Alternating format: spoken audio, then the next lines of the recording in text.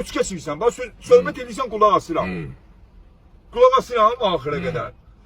Amma mən söhbət eləyən kimi sən başlayırsan xotlanmağa. Xotlanmaq lazımdır. Bırak çok uzatsan axı. Ha? Çok uzatsan kardeş. Çox uzadmıram. Mən Çox sözümü, uzatsan. fikrimi sənə çatdırmaq istəyirəm Ne çatdırmağı kardeşim? Sen uca hürmetsizlik eləmişsən. Hörmətsizlik eləmişəm. Həri. En az sen uzatmağı deyilsin. Deməyəcəksən ki, Ha, bırak bax. üzülürsən. Eləmişim yaxşı, eləmişəm. Yaxşı.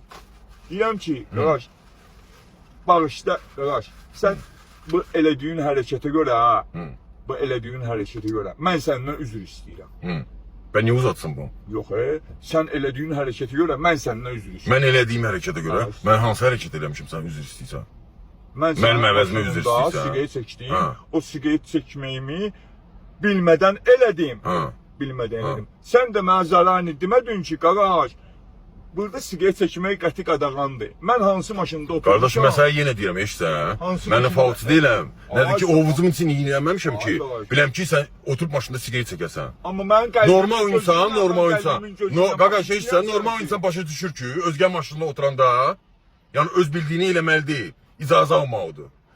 Nəysə götürəndə, nəsə eləyəndə, təkcə maşından söhbət getmir ha. Ev olsun, çöl olsun, özgən maşında